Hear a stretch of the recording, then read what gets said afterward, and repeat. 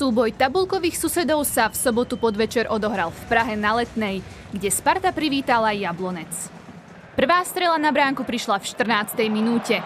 Bojovnosť Lukáša Haraslína sa vyplatila, no jeho pokus skončil iba v rukách slovinského brankára Miheláka. Len o pár minút na to Sparta odštartovala rýchlu akciu. Serensen po narážačke zo zeleným naservíroval prihrávku Jánovi Kuchtovi. Ten zanechal v 16. chladnú hlavu a zakončil za háčiky Mihelákovej brány na 1-0. Pre Jána Kuchtu to tak bol 9. gól v tejto sezóne.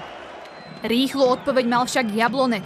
Alexis Allegue našiel precízným pásom Sebastiana Nebilu a ten sa teda v tutovke nemýlil. Krásnym zakončením zrovnal na 1-1 a tak sa Sparťania z vedenia neradovali dlho. Kairinen ukázal v 37. minúte výborný prehľad a jeho pás za obranu si nádherne prevzal Lukáš Haraslín. Ten dokázal loptu upratať do Mihelákovej brány. Slovenský záložník si tak pripísal svoj 12. gól v sezóne. V 39. minúte to mohlo byť pre Spartu ešte o niečo veselejšie. Adam Ševinský to zobral na seba a prudkou strelou preveril gólmana Miheláka.